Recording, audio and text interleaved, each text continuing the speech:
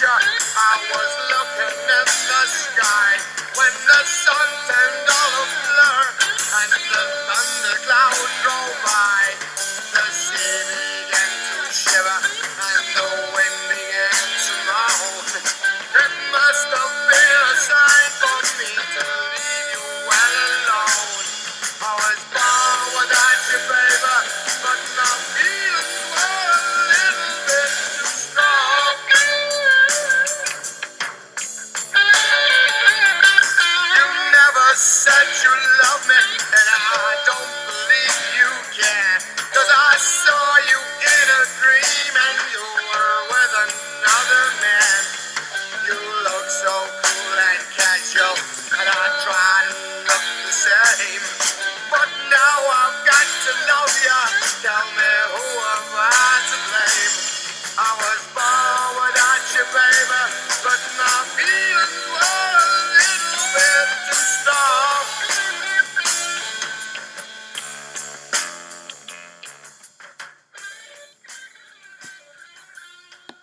My feelings were a little bit too strong on Celtic yesterday. Fucking Celtic. That was embarrassing. Losing to a bunch of part-timers. Semi-pro team from Gibraltar. Unbelievable. Good on the team from Gibraltar. The underdog story of the world of football just continues. Actually, 2016 in sports has been a year of the underdog. Even the Cavaliers were the fucking underdog, for fuck's sakes. So a lot of swearing right there, but I'm pissed off about Celtic. Brendan Rodgers should have known, former Liverpool manager. As a United supporter, man, how the hell can I go and back Brendan Rodgers down there in Celtic? I'm an idiot. As Chris Jericho would say, you're a stupid idiot. But we looked to bounce back last night, hit a couple UFC fights. Lineker, that was an awesome fight. The Lineker, Tony Ferguson, and what was his name? Vendetta? Something like that. Vendetta. That was a fucking awesome fight. Guy was way out of his league, way out of his class. Tony Ferguson kind of took him a little soft in the first round, and that Vendetta guy, the rookie, the Rook, stepped up, caught him a couple spinning back kicks, couple head kicks. Was walking in there, talking trash, trolling him a little bit, hands down, talking some smack. Fuck, Ferguson fed him with a nice Superman punch, though. The guy came walking in, hands down, tell him to bring it on. And Ferguson just pushed right off the fence and smoked him right in the face. Right in the chin with a Superman punch. Guy stood up, though, but he was basically done about 30 seconds after that. That was the second round.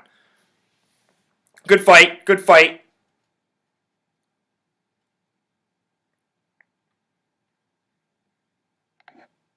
Hit a couple late night MLS games last night. A couple of the unders. Had to sweat them out. Sweat jobs. And both the Vancouver. Who were the Whitecaps playing last night? Real Salt Lake. And the Portland Timber Impact game. At a parlay, both games under 3. Sweated that out. Catch that.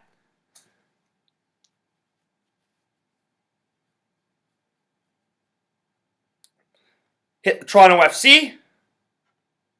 So it was a good night all in all. Look to continue this streak. Got some, basically rolled that over and threw it on some golf. Go through a little bit of my golf picks right now. I'm going to talk about the Oakland A's today. Talk a little CFL. Because Thursday night football going down.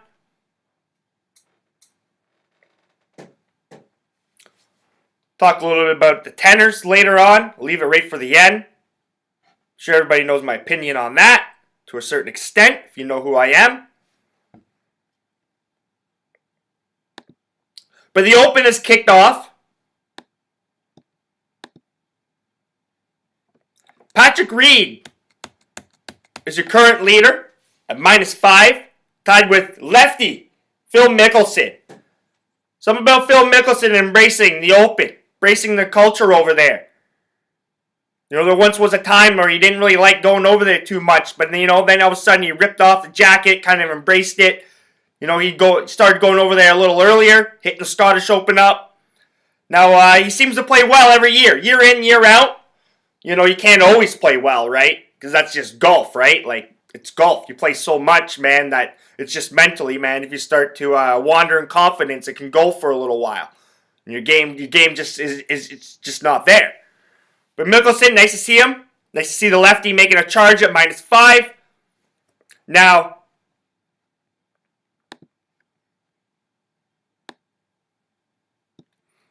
I was trying to play some T5s and T10s, but I got distracted by fantasy baseball, CFL, a couple other things, personal stuff going down, the old apartment search. So I forgot that come 2 o'clock in the morning, golfers have already started to tee off. So I didn't jump in on any T5s or T10s, which kind of suck, because I kind of hate playing 5 or 6 golfers, 4 or 5 golfers, when only one of them can win.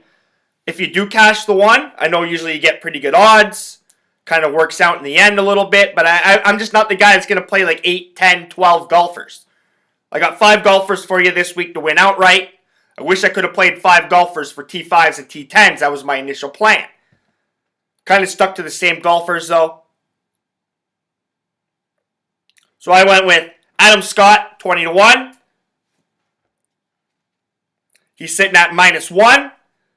Got Justin Rose, plus 3,500, 35-1. He's shot -3 in the first round. I got Paul Casey, plus 7,500. He's sitting there at +3, I think, right now, +2. Not a very good round, but, not technically not out of it. Got Ricky Fowler at plus 3,000 or 30-1. He's sitting there at -2. Same can be said about Matt Kuchar. I got him at 60-1 or plus 6,000. Plus 600, sorry. Plus 6,000. 60-1. All these numbers and stuff popping up at me and stuff like that. Much easier to just have a casual conversation rather than try to look in the camera. You're looking at plus 6,000, plus 3,000, 31, 61, shit like that. Try to make people understand. But anyways, so yeah, I got Kuchar, Fowler, Casey, Rose, Scott. 5 out of my 6 are not a bad position at all to be in. Over the course of the next few days as I do my podcast, I'll keep you updated on the Open.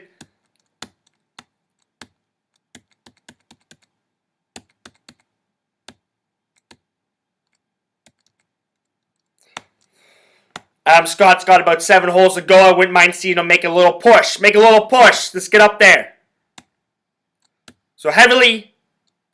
Basically the top 5 or 6 golfers right now are all Americans. Heavily towards the USA right now. I don't think it's going to quite end that way.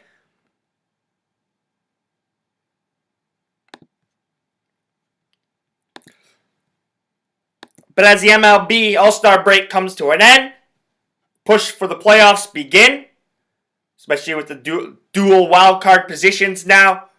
Hometown Toronto Blue Jays sit in second place in the AL East, 2 games behind the Baltimore Orioles. Boston Red Sox right behind them. It's going to be a nice race in the AL East. I'll get to that in a little bit. But playoffs? You're talking about playoffs? And the Oakland A's can't even win a game? The Oakland A's definitely aren't staring into the eyes of the playoff race.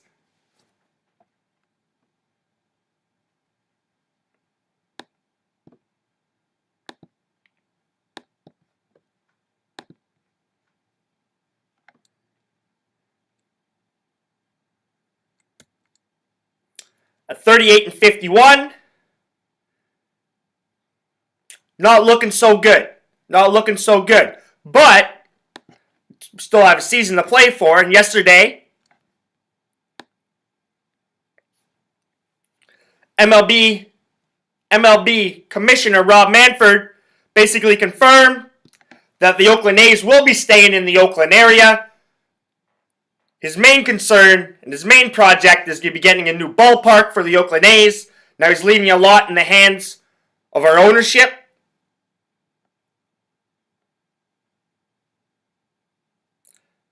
Which is not the best thing in the world.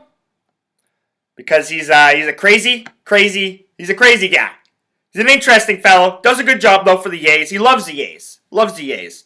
But they're staying put. Sounds good. He said his two main projects are getting a stadium for the Oakland A's in the Oakland area and helping the Tampa Bay Rays build a new stadium in the St. Petersburg area. The Tampa Bay Rays, they've already have kind of a go-ahead from the St. Petersburg City Council to start searching for some areas in and around the city, which is kind of nice because the Tampa Bay Rays stadium is awful. At least Oakland's is outside. At least it's got some history to it. You got the bleacher creatures. You got kind of a nice, skyline in the background. It's, like if a stadium was new, the site's awesome. Good area. Probably not the best for crime and stuff like that, but nonetheless. And I do think Oakland will be thriving in the next 3, 4, 5 years as a sports city. We've already seen it the last 2 years with the San Francisco. Well, I'd extend the 2 years. I'd say we've seen it the last 6 years. First starting with the San Francisco Giants. Now we got the Golden State Warriors. The Oakland A's have had their run. They do have loyal fans, so it's kind of nice to see. I was always worried that the Oakland A's future hinged on the future of the Oakland Raiders. I thought they were 1-1. If the Oakland Raiders left, I thought the Oakland A's were definitely done. So hopefully Rob Manfred, I like you a lot better, Rob Manfred, if you can get us a new stadium in Oakland.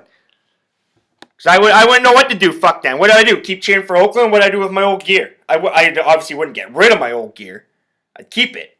But would I cheer for the new team? What if it's a Las Vegas A's? Oh, I don't know, man. Kind of sounds cool, though. But, yeah, I don't know, man. I don't know. I might have to sit back on the porch and think about that one for a little while.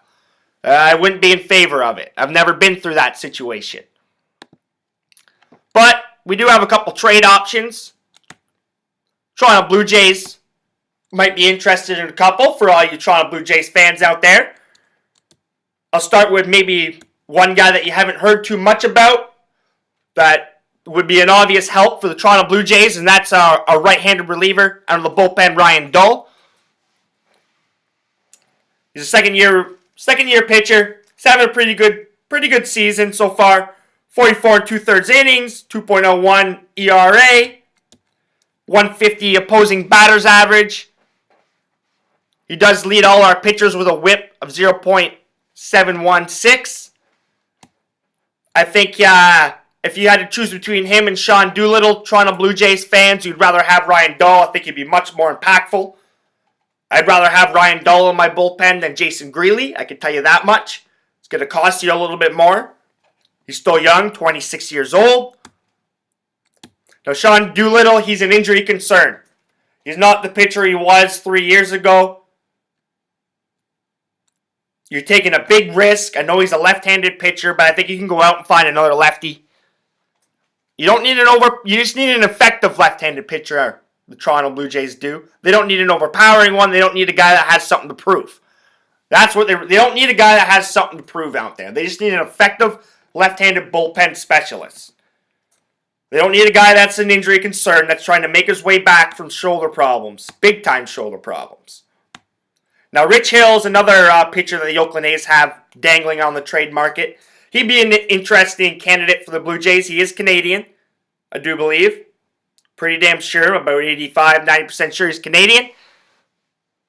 A 36-year-old, former Baltimore Oriole. Now, he just got off the DL, 9-3, 2.25 ERA, 1.092 whip, 2.201 opposing batters average. Now, he's having a pretty good year. I don't know how the fuck this guy's doing it. Wouldn't be shocked if his name comes out in the news later, but hey, man, Bartolo Colon keeps doing it, so what do you say, man? But I don't know how, I have no idea how Rich Hill is doing what he's doing this year. But if he can get us a nice prospect or two back, not no Sean Manaea type prospects, we need to start stocking up our cupboards a little bit there, Oakland. The other guy that seems to be on the rumor mill a lot right a lot right now is Josh Reddick. Probably of no use to Toronto Blue Jays fans. But Baltimore Oriole, Boston Red Sox, Cleveland Indians, probably all kind of have an eye on this guy. They got the Kansas City Royals right now and the Miami Marlins heavily linked to Josh Reddick. He's a gamer. I like Josh Reddick. He's a gamer. You know, I got my Coco Crisp jersey because he's a fucking gamer. Josh Reddick, same mold. He's going to come, whether he's hitting, he's going to play strong defense. You know? Always going to play strong defense. He's going to give you a solid arm in the right field position. And he's probably not going to struggle. You know, he's had, 30 plus home runs and 20 plus home runs. A little banged up this year, but he's having a solid season. Batting .296, 371 on base, 429 slugging. He is a free agent, though. So, you know, like, we're probably not going to... This is the guy we're probably going to get the Sean Manaea type shit for.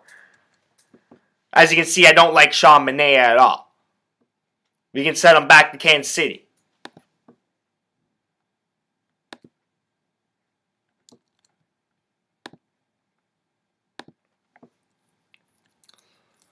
Well, before I move on to my sports picks, some CFL. If my laptop wants to cooperate with me, no, I do not want to play Pro Line right now.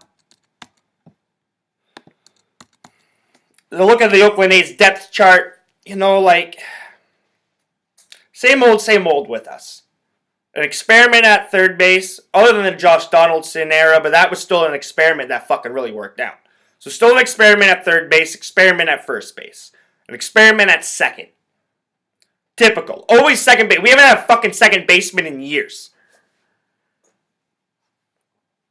Now, Coco Crisp playing left field right now. Obviously, he used to be a center fielder. The reason why he's in left field, his arm's going. He's getting old. He's not quite the player he used to be. Now we got Davis, Chris Davis. Plays a lot of DH, but he's also a left fielder as well. I would like to see Coco Crisp get moved to a contender. I'd like to see him win. If there was a team that could use him. Boston Red Sox, experience. Steal a couple bases still. You know, if his legs are fresh. Cleveland Indians. Obviously, there's a couple teams in the NL. Marlins don't need him. They got Ichiro basically to do that same role. Now we got Billy Burns in center field. And Billy Burns, we're not going to win with Billy Burns as our leadoff hitter and stuff like that. Billy Burns as a fourth outfielder on a contending team is okay. Anything but, it's fucking, it's dicey. Tread water.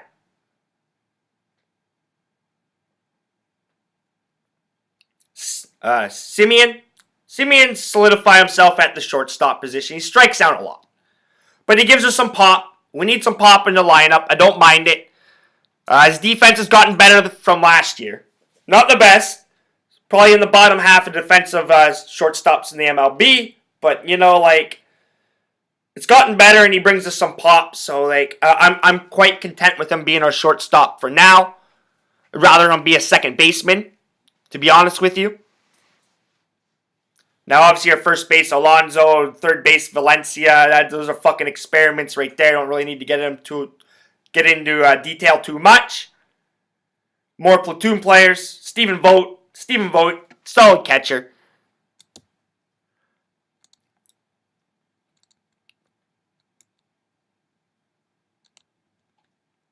Obviously, when I take a look at our starting pitching, it's not quite what you'd expect from the Oakland A's starting pitching staff. It's kind of fucking disappointing, but we are in this massive, massive transition era. Haven't seen us transition like this in a long time, Oakland. Going for Lester and shit like that really fucking banged up our fucking depth chart and our prospects. Toronto Blue Jays are going to feel that in the next coming seasons. But talked about Rich Hill. Sonny Gray leads the line. He was a little banged up. You know, his arm's tired. He's pitched a lot of fucking innings. Kendall Graveman got him in the Donaldson deal. Kendall Graveman's a number 4 starter, man. Maybe on a World Series team is pushing number 5, man. Like, he can be consistent. He's not overpowering. He's a pitcher. He's a pitcher. He's got to place the ball. Not going to overpower you. Not going to build up strikeouts. Not a top 3 pitcher in a rotation that wants to win a World Series or make a serious run. Manaea, you know what I feel about Manaea. He's my whipping boy for pitchers right now. Megden, yeah, you got a cool mustache, kid, but you're fucking way over your head.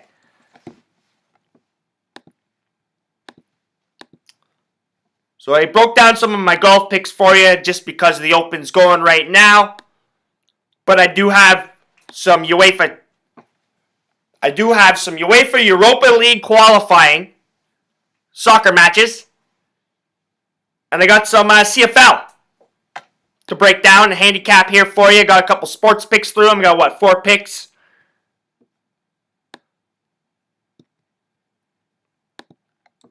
So the 1-1 Edmonton Eskimos.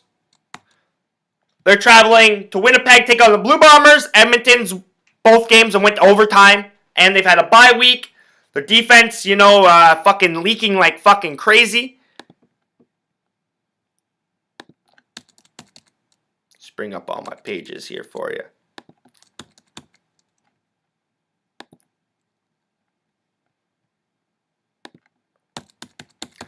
So Edmonton's defense giving up 40 points in their 2 games. Now, obviously, that's not a trend that's going to continue. It's going to get, they're going to get better. Their front 7 is fucking better than what they've shown, and that'll help their fucking DBs out once they get their act together. Now, they do have a new coaching staff down there. Jason Moss, the new head coach, he's got the offense rolling. Not a shock. Mike Riley, Bowman.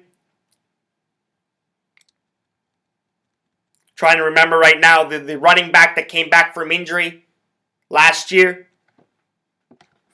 It'll pop into my mind here. The Eskimos running back. But Winnipeg hasn't beaten Edmonton since mid-July 2012. So the Eskimos have been on quite the run. They're actually 8-2 in their last 10 games straight up against the Winnipeg Blue Bombers.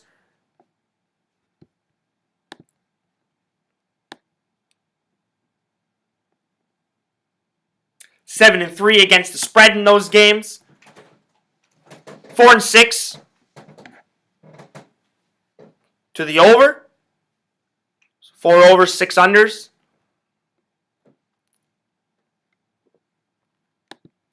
But I think both offenses are going to be clicking tonight. Drew Willie's starting to cut round into form. If he can just stay healthy, he's not that bad of a quarterback. Winnipeg with Ryan Smith, Chase Davis, and the running back there, former BC Lion.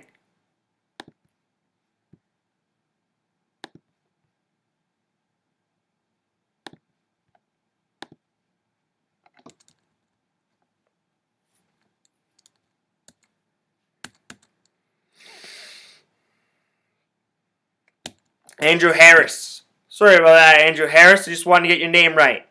So with Smith, Harris, Chase Davis, they got some weapons for him. I think Michael Shea's not that bad of a coach. But that being said, I think his defense is going to struggle a little bit tonight. I think both defenses will. I think we're going to see a lot of points. I think Mike Riley's going to click. Drew Willie's going to click. The receivers are going to be running all over the place on some Thursday Night Football in Winnipeg. As it stands right now, Edmonton Eskimos are minus 3.5 point road favorites. Total in this game is 55.5. Eskimos are minus 180 on the money line. Now, I like the over 55.5. I think we're going to see some points. I think both teams are going to be able to break the 30-point barrier. We're going to need it, but I think it's going to happen. Bowman had, 3 touchdowns last week. I look for him to continue his red-hot hand. It's either him or Chris Williams. One of them was going to continue the streak. Not both, only one.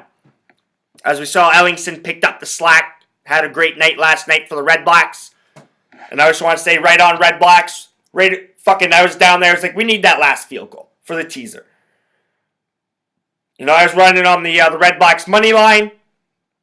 But I was like, come on, man. We just need we need the teaser. We need the teaser. We need the teaser. late field goal by Minola or something like that his name is. Sorry if I got that wrong, bud. But thank you very much. 10-point victory. 50 points on the board. Cash both wagers. Not a bad way to enjoy the CFL. Doesn't always happen that way. Now I like the over 55.5. Now if I were leaning to a side, my gut said the Blue Bombers are going to show up tonight. Road teams have been fucking awfully good against the spread this season. And on the money line. But if the Edmonton Eskimos offense is clicking like it has been this season and their defense can get their fucking act together, then Winnipeg might be in for a little bit of a long night, even though I do think they will get their points. I think the best way to go, to be honest with you, is maybe the Blue Bombers an over teaser. Now, I haven't clicked on a side yet. I'll tweet that out after I get my podcast out, but I like the over 55.5. I have a lean towards the Winnipeg Blue Bombers. My gut says the Blue Bombers. My head and some stats and what I'm thinking is saying the Eskimos. Just got to sit down and break it down a little bit. If you've been following me, I'm just getting back into the CFL. Haven't really handicapped the CFL in the last almost ever. But I like the over 55.5 in the Edmonton Eskimos Winnipeg Blue Bombers game. Now let's move over to the pitch. To some UEFA Europa League qualifying. Got some interesting matches. We got a lot of fucking matches going on. Now I got a live stream going on somewhere. Dortmund taking on St. Pauli. The world of football just never ends now, does it?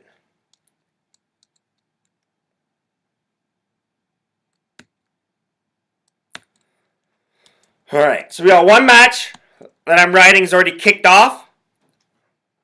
Midtjylland faced United in the Europa League last year. Should be familiar with them if you're a football fanatic. So Midtjylland, they're at home against FC Vaduz. FC Vaduz is from the Swiss League. They were kind of more of a mid-tier, lower-tier table team. But they've kind of put together in the last couple seasons. But Midtjylland, they're an overpowering squad. Played one friendly game, won 2-0.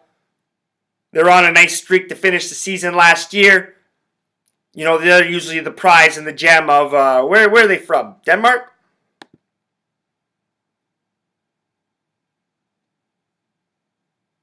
Denmark. They're kind of the prize and the jewel over up there in Denmark. But I like the under in this game. I like the under. I think Vaduz from Switzerland, I think they're going to show up in the first leg. They're on the road. They don't want to get blown out. If they can sneak an away goal, they'll sneak an away goal. Now, Midtjylland, they don't quite have the firepower once they start getting some mid-tier teams in Europe. Not quite the same level. It's a little bit higher level than the Danish league, I can tell you that much. But we're sitting in the 20th minute right now. Scores 0-0. I got the under 2.5 at minus 125. Now, another match that kind of caught my eye is Shakhtar Soligorsk at home hosting Domzale or Domzale.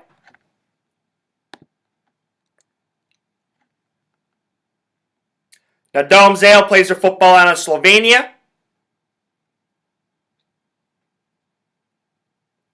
The Prva Liga. Hopefully I said that right. Prva Liga. But anyways, the real story is Shakhtar Soligorsk. They're from Belarus. They're on quite a bit of a tear. They had to do the first round one. We're on round 2 qualifying. They had to do round 1 qualifying. They smoked Runavik 5-0 at home. They also defeated Runavik 2-0 on the road. So they're they're a club in form right now. They haven't lost in their last 7 matches. A couple of these matches extending to last season. But nonetheless, they're on a very, very nice form right now. They're putting a lot of balls in the back of the net. Now, Dom Zale, they've played a handful of overs too in their last 6 or 7 matches. So they're capable of scoring a goal. So with that being said, Shakhtar Solidarsk is at minus 118 to win this game. Dom Zale is plus 280. The draw is sitting there at plus 240.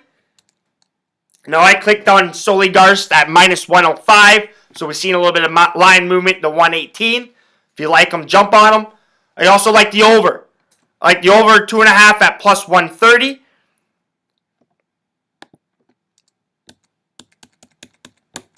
We haven't seen any movement on that. But I think we're going to see some goals tonight. And as it stands right now, Midtjylland, they just scored and went up 1-0 over Vaduz. It's not fucking good. Going to be a little bit of a sweat job, but they're sitting in the 22nd minute. It's kind of nice. Hopefully Midtjylland can just sit on it, make it a fucking boring game. You don't want to see a whole lot happen now. And hopefully Vaduz doesn't have the firepower to really strike back quickly. So once again, I like the Edmonton Eskimos Winnipeg Blue Bombers game to go over 55.5. I don't really have a strong lean to the side. My heart says the Blue Bombers show up at home. My head and all the stats geek shit saying the Eskimos offense should overpower the Blue Bombers. I'll make a decision here in the next couple hours. But I like the over 55.5. I'm writing Midtjylland, FC Vaduz under 2.5 at minus 125. I like Shakhtar Solidarsk to smoke Dom Zale. I like him at minus 105 on the money line. And I also like the over 2.5 in that match at plus 130. Now I'm from Canada. And I was watching the All-Star game down there in San Diego at Petco Park. It was actually a pretty good game, pretty entertaining. Some timely hitting. Some timely pitching. It was a pretty good game, actually. It flowed pretty well. But, for us Canadians, the storylines began before the first pitch even went out. With the Tenors, group from Quebec, Quebec-based group. I'll pull up his name here. I don't want to get anything wrong.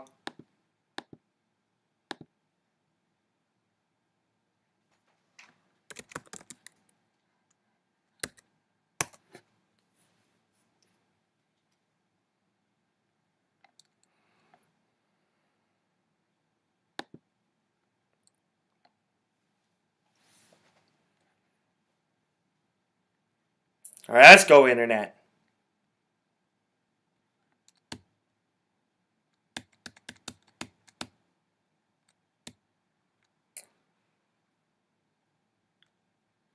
So Remigio Pereira, the Tenors, he's the one that sang it. The All Lives Matter thing. And it's like, dude, man, like, I guess he was a lone wolf. Acted on his own, didn't tell the other members. Like, not telling the other members that you're going to do it is a fucking douchebag move on its own right. On its own right.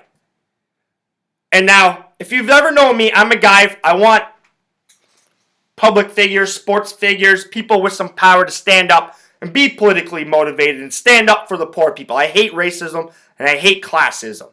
You see it all over the place, especially classism. And I can't stand it.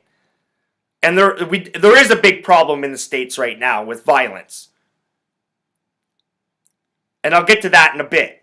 And how to solve it, I don't know. I don't live there. So I don't necessarily know. But this Pereira guy chose to use the O Canada Canadian National Anthem as his stage, as his message. And it's like, dude, like I just said, I'm all for it. You know? Going back to his name, Tommy Smith, Juan Carlos, you know, the national anthem was playing, but they weren't singing it. You know what I mean? They chose to protest during it, but they didn't actually sing it or alter or remix the national anthem, dude. I just don't think the Canadian national anthem is a remix. It's where you went wrong. It's not a remix. You have every right to say what you wanted to say, but you could have chosen to do a Facebook message, Instagram message.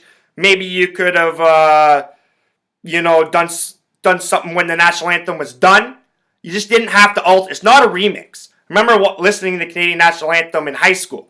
They used to play a pop version, an upbeat like pop version, like like old barbershop pop. It was weird, and I hated it. Hated it. And I'm all for the Black Lives Matters movement. I think they have a lot of right things to say, and I think they are majority in the right. Now, there's obviously been a couple groups that have jumped on it that don't necessarily represent what the entire group means, and etc. Now, you're always going to have that in any kind of movement. Now, I am happy that the Black Lives Matter movement is continuing their fight.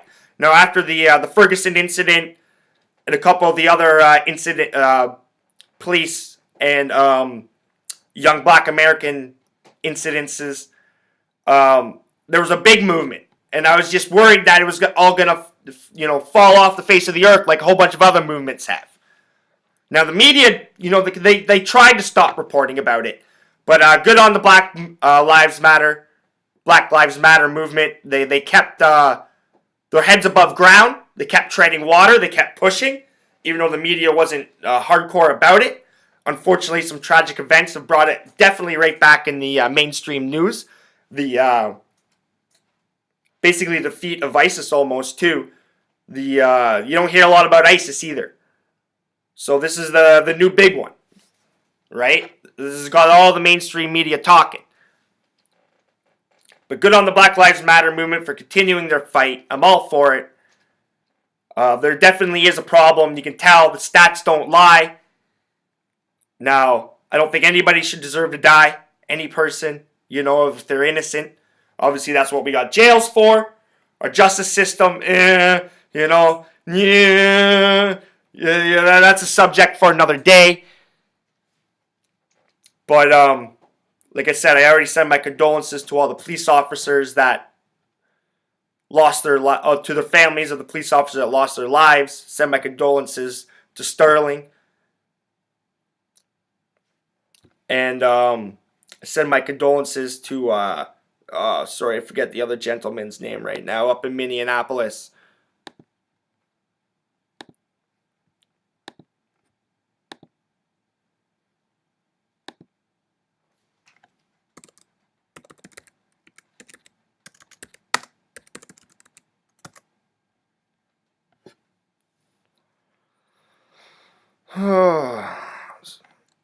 Philando Castile. Sorry about that, Philando Castile's family. I just wanted to get your name right. Sterling family, the Castile family, all the cops that were affected. It's just sad that, innocent families are affected by this. Even the shooter's family is affected by this.